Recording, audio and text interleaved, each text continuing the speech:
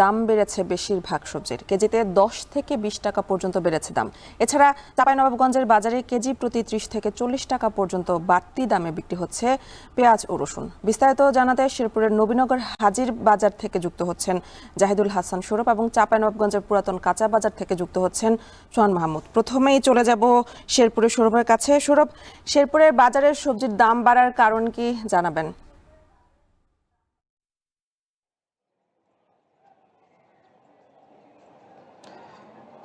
ভোরের সূর্য ওঠার পর থেকে কিন্তু শেরপুর সদরের যে চরাঞ্চলগুলো রয়েছে সেখানে কিন্তু উৎপাদিত সবজি এই নবীনগর হাজির বাজারে নিয়ে আসছেন বিক্রেতা এবং কৃষকরা। তো আমরা দেখেছি সকাল থেকে ছোট ছোট ভ্যান এবং ব্যাটারি চালিত অটো রিক্সা করে কিন্তু এখানে সবজি বিক্রির জন্য নিয়ে আসা হয়েছে।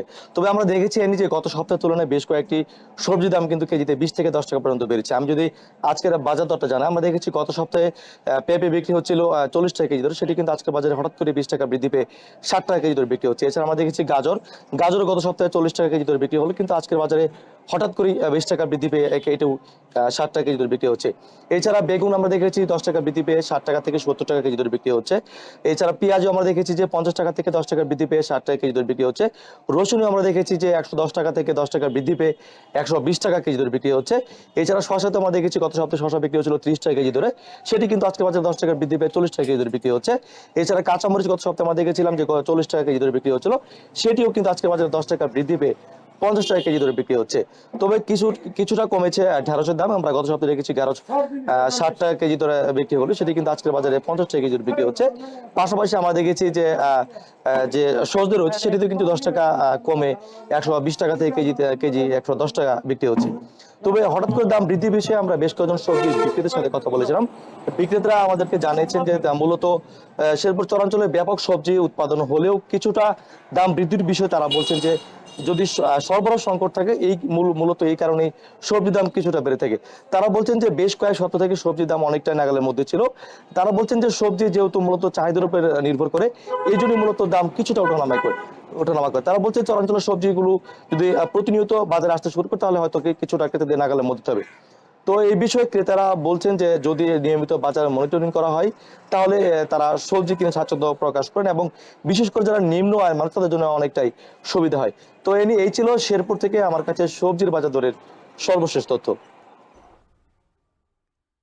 এবার আমি চলে যাব চাঁপাইনবাবগঞ্জের সোহানের কাছে। সোহান, আপনি জানাবেন বাজারে পেঁয়াজ ও রসুনের সরবরাহ কেমন, দাম এত বাড়লো কেন?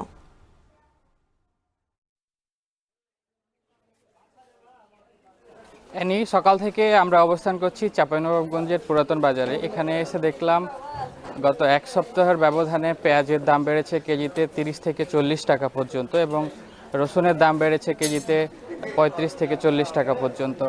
গত এক সপ্তাহ আগে চাঁপাইনবাবগঞ্জের সবগুলো বাজারে পেঁয়াজ বিক্রি হচ্ছিল 30 থেকে 35 টাকায়, যা এখন 60 থেকে 65 টাকায় গিয়ে ঠেকেছে, এবং রসুন বিক্রি হচ্ছিল 80 থেকে 85 টাকায়, এখন বিক্রি হচ্ছে 130 থেকে 35 টাকায়। আপনাকে জানিয়ে রাখি, চাঁপাইনবাবগঞ্জের বেশ কিছু এলাকায় পেঁয়াজ এবং রসুন চাষাবাদ হয়। আমরা বেশ কিছু এলাকায় কয়েকদিন আগেও গিয়ে দেখেছি যে চাষিরা অভিযোগ করছেন দাম পাচ্ছেন না, এতে উৎপাদন খরচ উঠছে না তাদের। তবে গত এই 4 দিন থেকে যে দাম বৃদ্ধি পেয়েছে, এটির কারণ হিসেবে চাষিরা বলছেন চাষিরা যেসব পেঁয়াজ এখন পর্যন্ত সংরক্ষণ করে রেখেছেন, এই পেঁয়াজগুলো তারা এখন বিক্রি করবেন না, আর যে পেঁয়াজগুলো বিক্রি করে দিয়েছেন এগুলো মূলত তৃতীয় পক্ষের কাছে চলে গেছে, এক কথায় একটি সিন্ডিকেটের কাছে চলে গেছে। তারা এখন এই দামগুলো বাড়িয়ে দিচ্ছেন বলে আমাদেরকে অভিযোগ করেছেন। বিশেষ করে যারা অসহায় এবং নিম্ন আয়ের চাষি আছেন, যারা সংরক্ষণ করতে পারছেন না, তারা মূলত এই বিপদে পড়েছেন বলে আমাদেরকে জানিয়েছেন। তারা 1000 টাকা মন, অর্থাৎ 20 থেকে 25 টাকা কেজি দরে বিক্রি করেছেন পেঁয়াজ, যা এখন বাজারে বিক্রি হচ্ছে 60 থেকে 65 টাকায়। এতে তারা 50 টাকার বেশি লোকসানে পড়েছেন, এবং কিছু চাষিরা আমাদেরকে জানিয়েছেন তাদের টাকার তেমন সমস্যা বা সংকট নেই, এজন্য তারা কিছু পেঁয়াজ সংরক্ষণ করেছেন। এ ছিল আমার কাছে চাঁপাইনবাবগঞ্জ থেকে সর্বশেষ। চাঁপাইনবাবগঞ্জ থেকে যুক্ত ছিলেন সহকর্মী সোহান মাহমুদ। দেশের সবচেয়ে মজবুত আর